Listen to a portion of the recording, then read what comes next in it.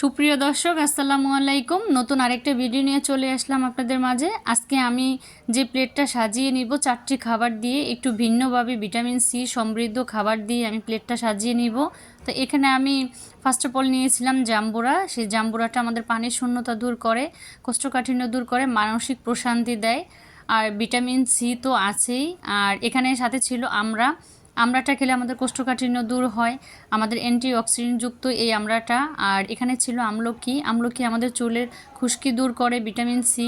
আমলকিটা প্রথমে খেলে একটু তেতো লাগে, তারপরে আবার মিষ্টি লাগে। ভিটামিন সি যাদের হজম শক্তি কম হয়, মুখে অরুচি, তারা এই আমলকিটা খেতে পারেন। আর ছিল লেবু আর গুঁড়ো মরিচ আর লবণ নিয়েছিলাম এখানে আমি। তো এটা আপনারা বিট লবণ দিয়েও খেতে পারেন, আবার হিমালয়ের পিঙ্ক সল্ট দিয়েও খেতে পারেন। সবচেয়ে বেশি ভালো হয় হিমালয়ের পিঙ্ক সল্ট দিয়ে খেলে।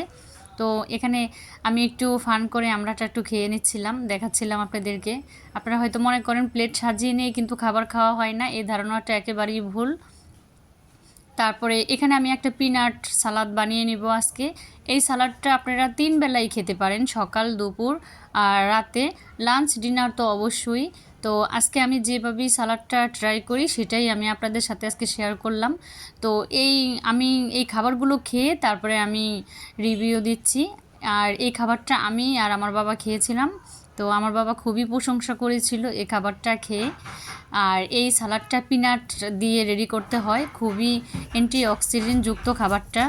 তো এখানে আপনারা একটু ধনিয়া পাতা অ্যাড করতে পারেন, আর কিছুটা কালো জিরা কিংবা গোলমরিচের গুঁড়া, আবার একটু জিরার গুঁড়া অ্যাড করতে পারেন। তো আজকে আমি এগুলো কিছুই দিব না, এক এক সময় এক একভাবে আমি টেস্ট বারটা আনার চেষ্টা করি। তো এখানে আমি সেই কোকোনাটগুলো দিয়ে নিলাম, এখানে আমি নাট দিয়ে নিলাম। আর এখানে 1 চামচ সরিষার তেলটা দিয়ে নিলাম।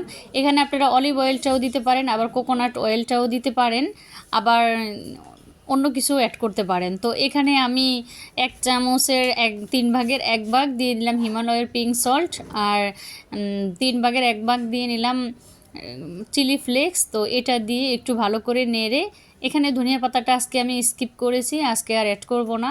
এভাবে আলতো হাতে ভালো করে মেখে, এটা আপনারা সকালে 2টো ডিম সাথে ব্রেকফাস্টের সাথে করতে পারেন, লাঞ্চ প্লাস ডিনার, 3 বেলাই আপনারা এটা খেতে পারেন। তো সালাডটা খুবই মজাদার আর স্বাস্থ্যের জন্য খুবই ভালো। আমরা এভাবে অনেক সময় এমনি কুচি করে খাই, কিন্তু এভাবে যদি আমরা পিনাট সালাডটা বানিয়ে খাই তাহলে খুবই ভালো হয়। খুবই হেলদি একটি অ্যান্টিঅক্সিডেন্ট, ফাইবার, প্রোটিন সমৃদ্ধ একটি সালাদ। তো এভাবে ট্রাই করে আপনারা দেখবেন, খুবই মজাদার হয় এই সালাডটা, খেতে খুবই ভালো। তো আমি খেয়ে তারপরে আমি রিভিউ দিচ্ছি আপনাদের সাথে। আপনারাও বাসায় এভাবে ট্রাই করে দেখতে পারেন, খুবই মজাদার এবং লোভনীয়। আর এভাবে বানিয়ে দেখবেন যে পরিবারের প্রশংসা পাওয়া যায়। তো এখানে আমি লাঞ্চ, অনেক আপু আর ভাইয়ারা আমাকে কমেন্ট করেছেন যে আপু কতটুকু ভাত নিতে হয়। তো এখানে আমি এজন্য একটু মেজারমেন্ট করে দেখিয়ে দিচ্ছিলাম।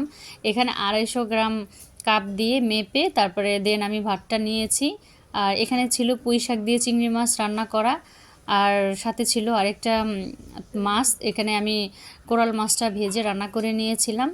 আর সাথে আপনারা একটু পেঁয়াজ, কাঁচামরিচ রাখতে পারেন। আমি পেঁয়াজটা ফ্লেভারটা পছন্দ করি না, এজন্য এক টুকরো লেবু আর সাথে আমি কাঁচামরিচ রাখার চেষ্টা করেছি। কাঁচামরিচটা ভিটামিন সি, আমাদের ঘা, ক্ষত এগুলো শুকাতে সাহায্য করে।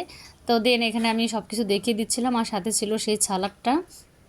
তো এভাবে যদি আমরা খাই তাহলে দেখবেন যে আমাদের ওয়েটটা খুব তাড়াতাড়ি লস হবে আর ফ্যাট বার্ন হবে। তো আমি যখন ডক্টর জাহাঙ্গীর কবির স্যারের ওইখানে গিয়েছিলাম তখন এখানে সাদা ভাত তো একেবারেই স্কিপ করেছিল। তো স্কিপ করে এখানে ওরা ব্ল্যাক রাইসটা ছিল, ওই ব্ল্যাক রাইস কিংবা ব্রাউন রাইস, লাল চালের ভাত, ওটাই রেখেছিল।